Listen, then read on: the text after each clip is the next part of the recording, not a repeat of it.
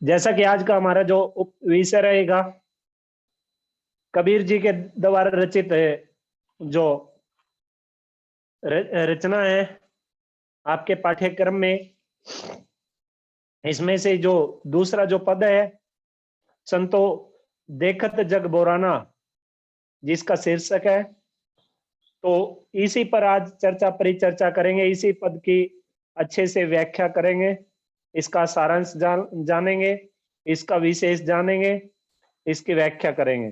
ठीक है, तो सर्वप्रथम इस पद के आप एक बार सारांश जान लीजिएगा कि कबीर जी ने इस पद में किस संदर्भ में बताया है। ठीक है भाई, चलिए,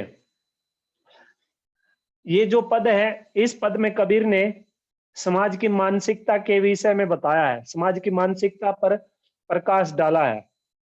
और कबीर जी ने इस पद में समाज में फैला हुए जो दिखावा है, समाज में जो फैला हुआ दिखावा है, जो अंधविश्वास है और बाह्य जो आडंबर है, उन बाह्य आडंबरों पर कबीर जी ने करारी चोट की है। कबीर जी ने बताया है इस पद में कि जो लोग हैं, लोग प्रातःकाल उठकर किस प्रकार से स्नान ध्यान करते हैं, व्रत नियम का पालन करते हैं, साधना समाधि पीपल पत्र मूर्तियों को कि किस प्रकार से पूजा करते हैं और उनमें कैसे विश्वास रखते हैं। और यहाँ तक कि जो लोग हैं, वो लोग क्या करते हैं, सिर पर टोपी पहनते हैं। बेटे ये आप अपने आप को म्यूट करें, जो कोई भी है म्यूट कर कीजिए, ये आपसे रिक्वेस्ट है बेटे।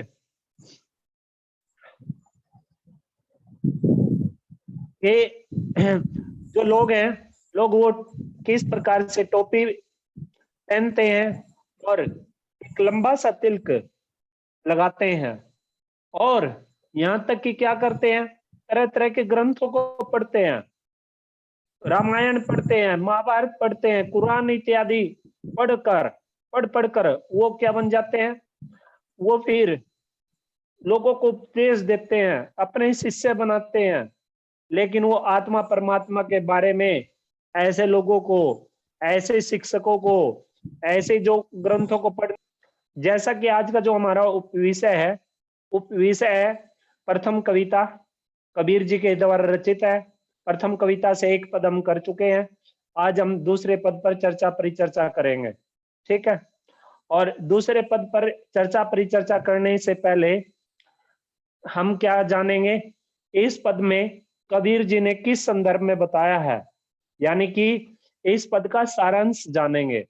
ठीक है, सारांश जानने के उपरांत फिर हम क्या करेंगे, इस पद की व्याख्या करेंगे और इस पद का विशेष जानेंगे। ठीक है भाई, तो देखिए, इस संतो देखत जग बोराना, ये इस पद का शीर्षक है। अब सर्वप्रथम ये जो शीर्षक है, ये कबीर जी ने क्यों दिया, संतो देखत जग बोराना, संतो देखो, जग संसार, बोराना, बोराना का मतलब होता है पागल हो गया है। अब कबीर जी ने ये बात क्यों कही है कि संसार पागल हो गया है, सबसे पहले शीर्षक का अर्थ ही जान लीजिएगा, फिर सारांश बताऊंगा आपको। अब संत कबीर जी ने ये बात इसलिए कही है क्योंकि संसार के जो लोग हैं, वो सच्ची बात सुनते ही दूसरों को मारने के लिए दौड़ते हैं और झूठी बातों पे तुरंत विश्वास कर लेते हैं। यानी कि कहने का तात्पर्य ये है कि जो लोग इस संसार में सच्चाई का साथ देते हैं, सच बोलते हैं, सत्यनिष्ठ है, ऐसे लोगों को संसार नकारता है, ऐसे लोगों को संसार झूठा मानता है, ऐसे लोगों को संसार क्या मानता है, झूठा मानता है। और जो झूठ बोलते हैं, झूठी बातें करते हैं, ऐसे लोगों पर संसार के जो लोग हैं, इस संसार के प्राणी, वो क्या करते हैं, विश्वास कर लेते हैं। यानी कि सच बोलने वाले को झूठ और झूठ बोलने वाले को सच साबित कर देते हैं इस संसार के लोग। ठीक है, और इस तरह से कबीर जी ने बताया कि ईश्वर के स्वरूप को हमें, ये जो लोग हैं, इस प्रकार के जो लोग होते हैं, वो ईश्वर के स्वरूप को स्वीकार नहीं करते, आत्मसात नहीं करते। और वो क्या करते हैं, ऐसे लोग परमपिता परमात्मा के सच्चे स्वरूप को तो वो स्वीकार नहीं करते, लेकिन उसके झूठे स्वरूप को ऐसे लोग क्या करते हैं, स्वीकार करते हैं। वो तरह तरह के ढोंग करते हैं, पाखंडी बन जाते हैं वो।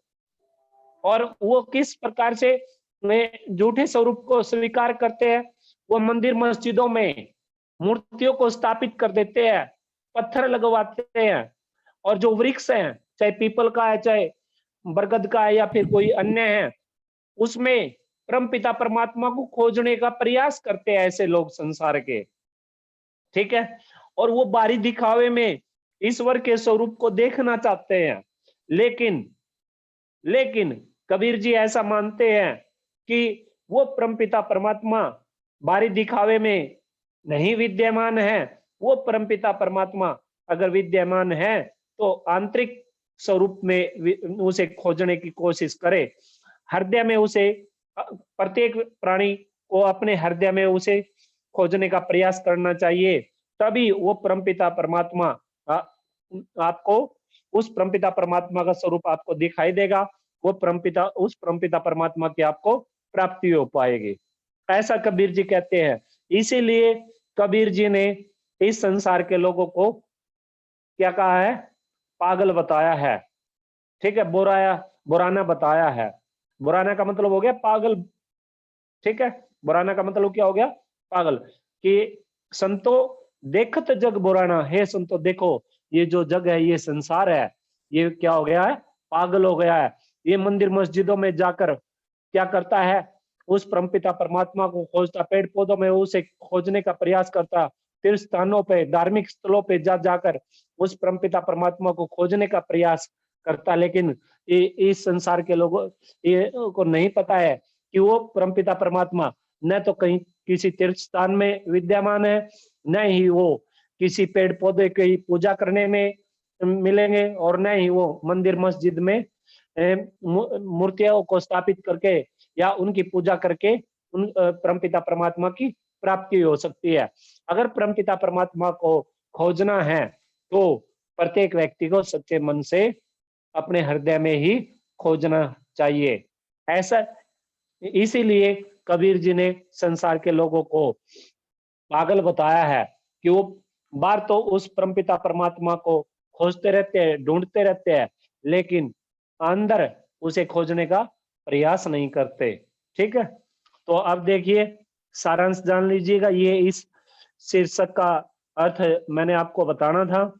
अब जो सारांश है, सारांश क्या है कि कबीर ने इस पद में समाज की मानसिकता पर प्रकाश डाला है। समाज की मानसिकता पता है क्या होती है, मानसिकता यानी कि सोचने की जो विधि होती है, सोच विचार करना, विचारधाराएं जो निकल के आती है। ठीक है, और कबीर जी ने इस पद में बताया कि समाज में किस प्रकार से दिखावा, अंधविश्वास और बाह्य आडंबर फैला हुआ है। उस पर कबीर जी ने, इन सभी पर कबीर जी ने क्या किया है, करारी चोट की है।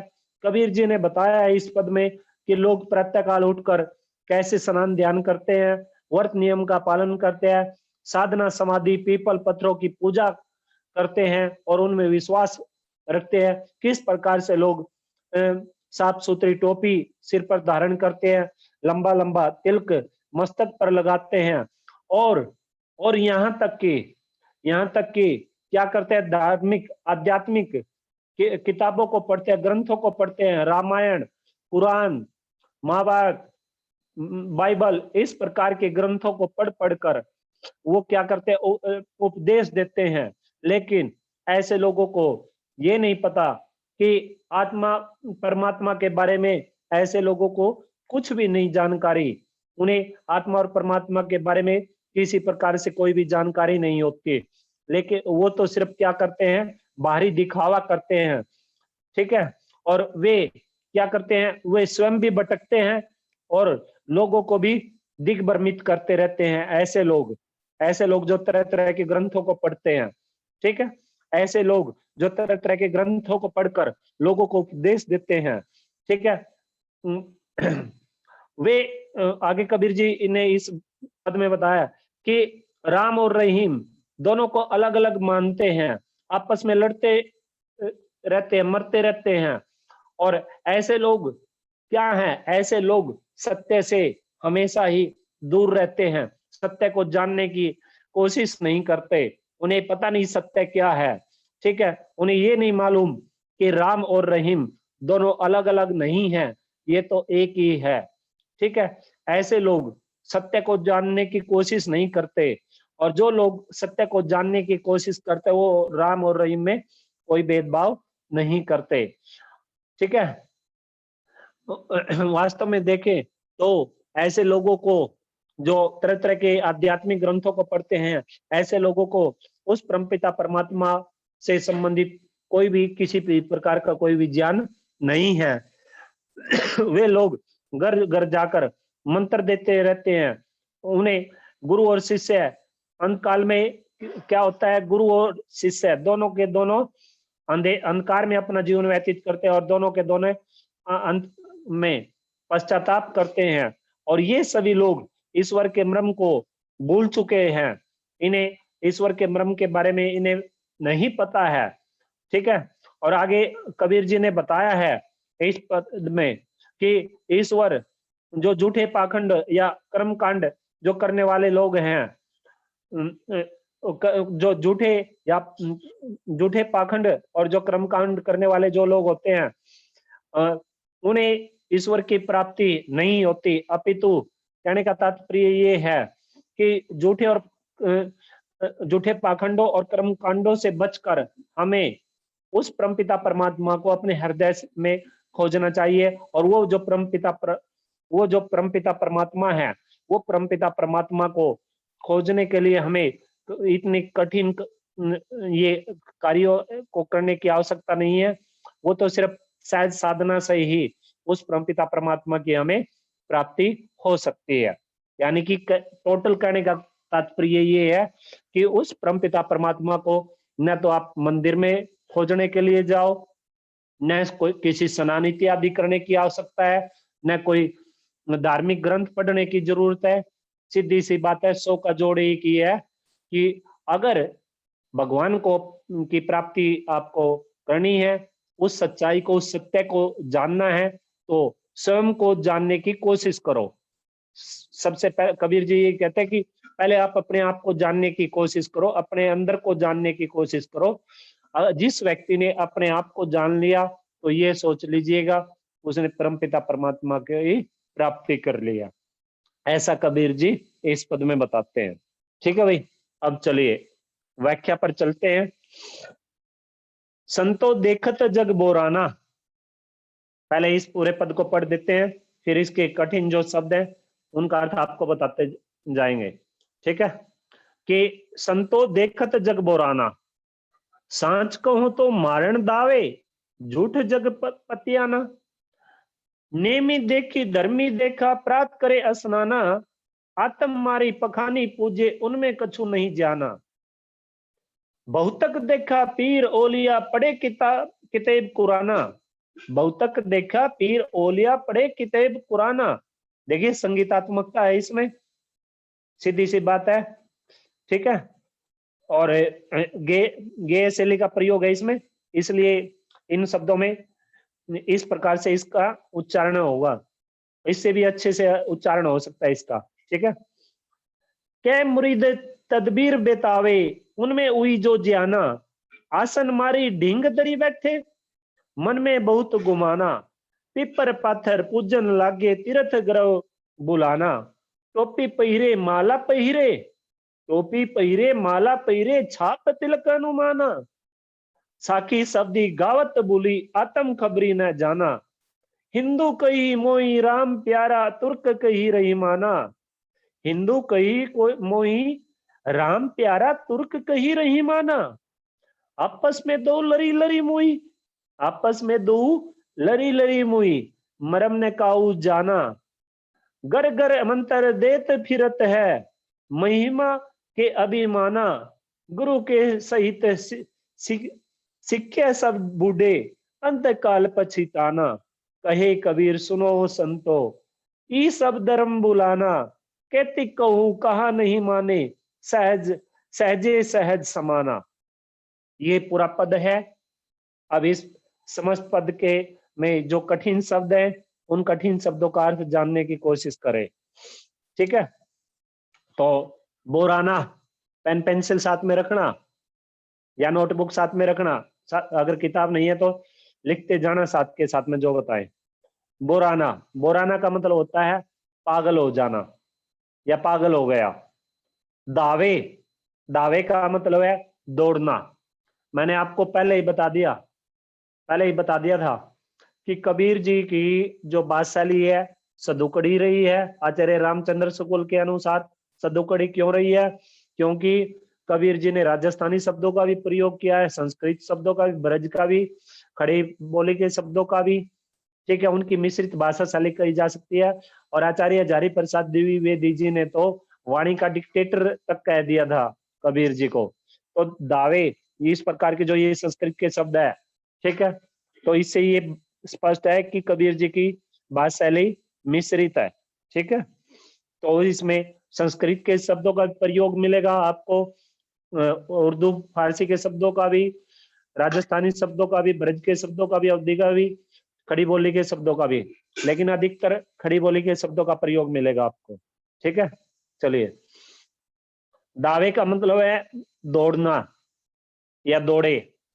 पतियाना, पतियाना का मतलब होता है किसी पर विश्वास करना, भरोसा करना। नेमी, नेमी का मतलब होता है नेम धर्मों का पालन करना, नियमों का पालन करना। धर्मी, धर्मी का मतलब होता है धर्म का ढोंग करने वाले जो लोग होते हैं। स्नाना, स्नाना का मतलब होता है स्नान करना। पखानी, पखानी का मतलब होता है पत्थर। आत्म मारी, आत्मा को मारना, पूजी, पूजना। पीर ओलिया, पीर ओलिया का मतलब होता है जो धर्म गुरु होते हैं, संत आदि जो होते हैं, ठीक है, उन्हें पीर ओलिया बोलते हैं। उनके लिए पीर ओलिया शब्द प्रयोग किया गया है।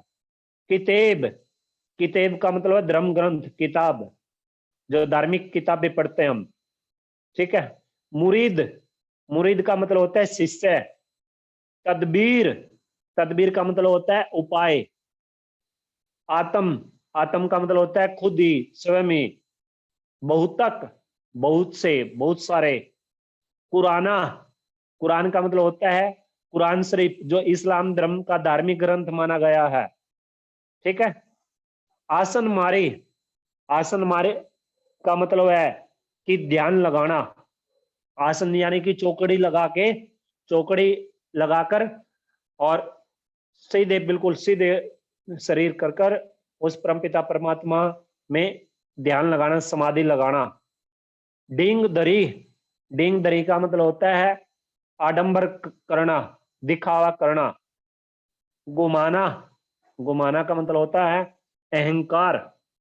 पीपर, पीपर का मतलब होता है पीपल का जो वृक्ष है। पाथर, पाथर का मतलब होता है पत्थर। छाप तिलक अनुमाना, छाप तिलक अनुमाना का मतलब होता है जो हम अपने माथे पर अलग अलग प्रकार के जो तिलक लगाते हैं, उसे छाप तिलक अनुमाना बोलते हैं। साखी, साखी का मतलब होता है गवाह, विटनेस, यानी कि जिसने स्वयं अपनी आंखों से देखे घटनाओं को देखा हो और उनका फिर वर्णन करते हो, उन्हें क्या कहते हैं? साखी। ठीक है, अंग्रेजी में यानी कि has it is, has it is, यथार्थवाद। अगर आधुनिक काल के अर्थ में ले, आधुनिक शब्दों के अर्थ के अनुसार चले तो यथार्थवाद। ठीक है, शब्दही, शब्दही का मतलब होता है जो मंत्र, वह मंत्र जो गुरु शिष्य को दीक्षा के अवसर पर देता है। दीक्षा के अवसर पर जो गुरु के द्वारा शिष्य को जो मंत्र दिया जाता है, उसे क्या बोलते हैं? शब्दही। ठीक है, यानी कि आपत वचन, आपत वचन। ठीक है, आत्म खबरी, आत्म खबरी, खबरी का मतलब है आत्म ज्ञान, आत्म तत्व का ज्ञान प्राप्त करना। रहीमाना, रहीमाना का मतलब होता है रहम करने वाला, अर्थात दयालु, दया दृष्टि दिखाने वाला। महिमा, महिमा का मतलब होता है गुरु का जो महत्व होता है, ठीक है। शिक्षा, शिक्षा का मतलब होता है शिष्य, शिक्षा का मतलब क्या होता है शिष्य। सहजे सहज समाना, आसानी से उसी में समा जाता है, आसानी से उसकी प्राप्ति हो जाती है। अब पहले प्रसंग देख लीजिएगा। प्रसंग में पहले मैंने आपको बताया है, प्रसंग में 3-4 बातें बतानी होती है, 4 बातें मुख्य बतानी होती है। एक तो सबसे पहले किताब का नाम, जो भी किताब आपके पाठ्यक्रम में या वो जो प्रसंग, जो वो काव्यांश जिधर जिस भी कक्षा से पूछा गया है, मान लीजिए आप अब जैसे कक्षा 11वीं में कौन सी किताब लगी हुई है, आरो बाग 1, ठीक है। और दूसरा उसके रचयिता, ठीक है, जैसे इन इस पद के रचयिता कौन है, संत कबीर। तीसरा कविता का नाम, और चौथी जो मुख्य बात इसमें बतानी होती है, एक तरह से सारांश बताना होता है 1 या 2 पंक्तियों में, उन संदेश बताना होता है उन पंक्तियों का कि इनमें रचयिता ने या कवि ने किस संदर्भ में बात कही है इन पंक्तियों में, ठीक है। अब जैसे मैं आपको थोड़ा सा फिर भी बता देता हूं, ये जैसे प्रस्तुत पद हमारी हिंदी की पाठ्य पुस्तक आरोह बाग 1 में संकलित पदों से उद्धृत है या उत्तरित है या लिया गया है। इसके रचयिता संत कवि कबीरदास जी हैं, और प्रस्तुत पद में उन्होंने धर्म के नाम पर दिखाए गए दिखावे, जातिगत भेदभाव, अंधविश्वास और समाज में फैली रूढ़िवादी परंपराओं का खंडन किया है। और उन्होंने डोंगी गुरुओं व साधुओं पर भी कटाक्ष व्यंग्य किया है इस पद में, ठीक है भाई। ये इसका प्रसंग बन जाएगा। अब बात आती है व्याख्या पर, अब व्याख्या करेंगे। चलिए देखिए, अब एक एक पंक्ति की व्याख्या करते चलेंगे।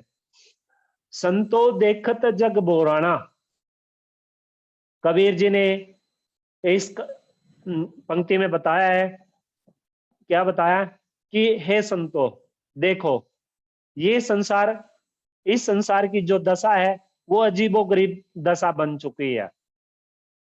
इस संसार की जो दशा है, इस संसार की जो हालत है वो क्या हो गई है, अजीबोगरीब बन गई है।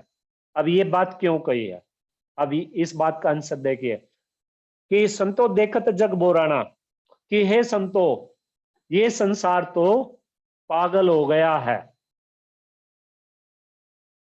अब क्यों पागल हो गया है, अब ये देखिए, सांच कहू तो मारण दावे, यदि सांच, सांच होता है सच्ची बात, यदि मैं इस संसार को सच्ची बात बताता हूं, सच्ची बात कहता हूं, तो मारण दावे, तो ये मुझे मारने को दौड़ते हैं, ये मेरे पीछे मारने के लिए दौड़, मुझे मारने के लिए मेरे पीछे दौड़ पड़ते हैं। कौन दौड़ पड़ते हैं, ये संसार के लोग। अगर इन्हें सच्ची बात बताऊं तो, सच्ची बात कौन सी सच्ची बात बताना चाहते हैं कबीर जी, सच्ची बात बताना चाहते हैं कबीर जी कि ये जात पात में विश्वास न रखो। सच्ची बात बताना चाहते हैं कि जो समाज में तरह तरह की ये जो रूढ़ियां फैली हुई हैं, जो ये परंपराएं फैली हुई हैं, सच्ची बात बताना चाहते हैं दिखावे से संबंधित। सच्ची बात बताना चाहते हैं कबीर जी, जो ये डोंगी गुरु हैं, जो ये डोंगी साधु संत जगह जगह बैठे हुए हैं, इनके संदर्भ में सच्ची बात बताना चाहते हैं कबीर जी कि उस परमपिता परमात्मा को आप कहीं बाहर जाकर न खोजे, किसी मंदिर मस्जिद में या किसी मूर्ति पूजा में उसे खोजने की आवश्यकता नहीं है। किसी तीर्थ स्थान पे, किसी धार्मिक स्थल पे जाके उस परमपिता परमात्मा को खोजने की आवश्यकता नहीं है। उसे तो सिर्फ किधर खोजने की आवश्यकता है, जिस इंसान ने अपने आप को खोज लिया, जिसने अपने हृदय को खोज लिया, वहीं पर वो जो परमात्मा है उसे वहीं पर मिल जाएगा, उसी के शरीर में उसे मिल जाएगा। ये सच्ची बातें कबीर जी बताना चाहते हैं इस संसार को। और जब कबीर जी इस प्रकार की सच्ची बातें इस संसार को बताने की कोशिश करते हैं तो ये संसार के लोग कबीर जी को झूठा मानते हैं। कबीर जी की प्रासंगिकता पर, कबीर जी की कहावतों पर, कबीर जी की वाणियों पर इस संसार के लोग फिर विश्वास नहीं करते। ठीक है, आगे देखिए। झूठे जग पतियाना, और यदि मैं झूठ बोलूं तो ये इस संसार के लोग क्या करते हैं, मेरी झूठी बातों पर विश्वास कर लेते हैं। मेरी झूठी बातों पर क्या कर लेते हैं, भरोसा कर लेते हैं, विश्वास कर लेते हैं, अगर मैं सच बोलता हूं। आगे देखिए। नेमी देखा धर्मी देखा, नेमी देखा धर्मी देखा, प्रात करे स्नाना। आगे कबीर जी बताते हैं कि मैंने नियम और धर्म का पालन करने वाले बहुत इस संसार में, जो नियमों का और धर्म का पालन करने वाले जो लोग हैं, ऐसे लोग मैंने इस संसार में बहुत सारे देखे हैं। ऐसे लोग मैंने इस संसार में बहुत सारे देखे हैं। और वो क्या करते हैं, प्रातः करे स्नाना, और ऐसे लोग सुबह उठकर, प्रातः काल सवेरे उठकर स्नान करने की क्रिया को भी धर्म मानकर उसका पालन करते हैं। यानी कि सुबह उठकर क्या करते हैं, वो स्नान इत्यादि करते हैं, और वो ऐसा मानते हैं कि यही उनका धर्म है, और उसका क्या करते हैं, नियमित रूप से पालन करते हैं। उसमें मैं खुद भी हूं। ठीक है, इस प्रकार के लोगों में, और मैं खुद नहीं, बहुत सारे करोड़ों अरबों में मिल जाएंगे आपको। हम सगुण भक्ति काव्य धारा में आते हैं। हमसे मतलब है सिर्फ मुझसे, मेरे से, अकेले से, मुझे बाकी का कोई पता नहीं है। ठीक है, क्योंकि हम भगवान के स्वरूप को मानते हैं, उसके अवतार को मानते हैं, मूर्ति पूजा में हम विश्वास करते हैं, और हमने समस्त भारत देश मूर्ति पूजा में विश्वास करता है। ठीक है, तो आगे चलिए कि नेमी देखा धर्मी देखा, प्राप्त करे स्नाना, कि मैंने इस संसार के लोगों, बहुत सारे लोग ऐसे देखे हैं जो नियम और धर्म का पालन करने वाले हैं, और प्राप्त करे स्नाना, और सुबह उठकर स्नान इत्यादि करते हैं, और उस स्नान इत्यादि को ही अपना धर्म मानकर उसका पालन करते रहते हैं। ठीक है भाई, आगे चलिए। आत्म मारी पखानी पूजी, आत्म मारी, और वो संसार के लोग जो क्या करते हैं, सुबह उठकर स्नान इत्यादि करते हैं, ऐसे लोग परमपिता परमात्मा को नहीं पहचानते, अर्थात उस आत्म तत्व को नहीं पहचानते। अर्थात कहने का तात्पर्य है, आत्मा की अपेक्षा वो क्या करते हैं, आत्मा को पहचानने की बजाय आत्म मारी पखानी पूजे, कि वो आत्मा की अपेक्षा, यानी कि आत्मा को मारकर वो किसकी पूजा करते हैं, पत्थर की पूजा करते हैं। ऐसे लोग किसकी पूजा करते हैं, पत्थर की। अपनी आत्मा को खोजने की तो वो कोशिश नहीं करते, और किसको खोजने की कोशिश करते हैं, वो पत्थर को खोजने की कोशिश करते हैं ऐसे लोग। आगे चलिए, कहने का भाव ये है कि वे अपने हृदय में ईश्वर को ढूंढने की अपेक्षा, उस अपने हृदय में तो वो परमपिता परमात्मा को खोजने की कोशिश नहीं करते, और वो परमपिता परमात्मा को किधर खोजने की कोशिश करते हैं, पत्थरों में उस परमपिता परमात्मा को खोजने की कोशिश करते हैं। ठीक है भाई, आगे देखिए। बहुतक देखा पीर ओलिया, बहुतक देखा पीर ओलिया, पढ़े किताब कुराना, और ऐसे लोगों में सच्चे ज्ञान का अभाव रहता है, कमी रहती है ऐसे लोगों में सच्चे ज्ञान की। उन्हें पता नहीं सत्य क्या है, वो सच को जानने की कोशिश भी नहीं करते, वो तो सिर्फ विश्वास करते रहते हैं, अंधभगत बन जाते हैं मूर्ति पूजा का, धार्मिक किताबों का। और इस प्रकार से बहुतक देखा पीर ओलिया, बहुतक देखा बहुत सारे देखे पीर ओलिया। पीर ओलिया क्या बताया था मैंने, जो धर्म गुरु होते हैं, जो संत आदि होते हैं वो। अब देखिए इस काव्यांश का, पढ़े किताब कुराना कि बहुत से पीर फकीर कुरान आदि धार्मिक ग्रंथ पढ़कर अपने आप को गुरु मान लेते हैं। इस संसार के लोग बहुत से कटाक्ष व्यंग्य है, कटाक्ष व्यंग्य है, सीधा व्यंग्य, व्यंग्यात्मक शैली है, व्यंग्यात्मक शैली का प्रयोग किया है कबीर जी ने। ठीक है कि उल्टी बातें हैं, उल्टी कहावतें शुरू हो रही हैं कि इस संसार के में बहुत से जो जो पीर फकीर होते हैं, जो कुरान आदि धार्मिक ग्रंथों को पढ़कर अपने आप को क्या मान लेते हैं, गुरु मान लेते हैं। अपने आप को क्या मान लेते हैं, गुरु मान लेते हैं। और वो क्या करते हैं फिर, कई मुरीद तदबीर बेतावे, कई मुरीद तदबीर बेतावे, उनमें हुई जो ज्ञाना, उनमें हुई जो ज्ञान। तदबीर क्या बताया था मैंने, तदबीर बताया था उपाय, तदबीर का अर्थ क्या बताया था, उपाय। और कि कई कई मुरीद तदबीर बतावे, उनमें हुई जो ज्ञाना। और ऐसे लोग अपने शिष्यों को तरह तरह की विधियां उपाय बताते रहते हैं, उनमें वही जो ज्ञाना। और पूजा पाठ का उन्हें, जिन्हें स्वयं भी किसी प्रकार का कोई नॉलेज नहीं होता, स्वयं भी ऐसे गुरु ग्रंथों को, धार्मिक ग्रंथों को पढ़कर जो गुरु बन जाते हैं, ऐसे गुरुओं को स्वयं भी पूजा पाठ का उन्हें कोई नॉलेज नहीं होता, ज्ञान नहीं होता। भला वो दूसरों को क्या ज्ञान देंगे, भला दूसरों को वो क्या उपदेश देंगे, दूसरों को कैसा ज्ञान देंगे वो। ऐसे लोग, ऐसे लोगों पर कबीर जी ने कटाक्ष व्यंग्य किया है, व्यंग्यात्मक शैली है, प्रश्ना शैली भी है अंत में।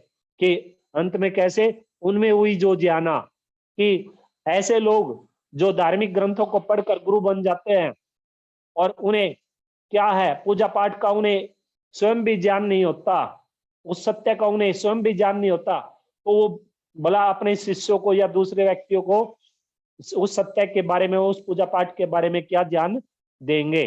प्रश्न शैली है। ठीक है, आगे चलिए। कब आसन मारी डींग दरी बैठे, आसन मारी डींग दरी बैठे, मन में बहुत गुमाना। और फिर कबीर जी कहते हैं, कबीर ऐसे लोगों पर फिर से तीखा कटाक्ष करते हुए कहते हैं, तीखे कटाक्ष कटाक्ष बाण छोड़ते हुए कहते हैं, कटाक्ष व्यंग्य करते हुए कहते हैं, कटाक्ष करते हुए कहते हैं ऐसे लोगों पर कि आसन मारी डींग दरी बैठे, मन में बहुत गुमाना। कि ऐसे लोग जो साधना करके या साधक की मुद्रा में बैठकर आसन लगाकर बैठ जाया करते हैं, और वो फिर क्या करते हैं, उनके मन में साधक होने का झूठा अहंकार उनके अंदर आ जाता है। ऐसे लोग आसन मारी डींग दरी बैठे, मन में बहुत गुमाना। मन में बहुत गुमाने से मतलब है कि ऐसे लोगों के अंदर जो क्या कर लेते हैं, आसन बनाकर, यानी कि साधु संत बनकर, गुरु धार्मिक गुरु बनकर वो आसन लगाकर बैठ जाते हैं, और फिर उनके मन में कैसा अहंकार आ जाता है, साधक होने का या धार्मिक गुरु होने का एक झूठा अहंकार ऐसे लोगों के अंदर विराजमान हो जाता है। ठीक है, ऐसे लोगों पर कबीर जी ने क्या किया है, कटाक्ष व्यंग्य किया है। ठीक है भाई, बाकी करेंगे कल। अब आप में से किसी को कुछ पूछना है तो पूछ सकते हो।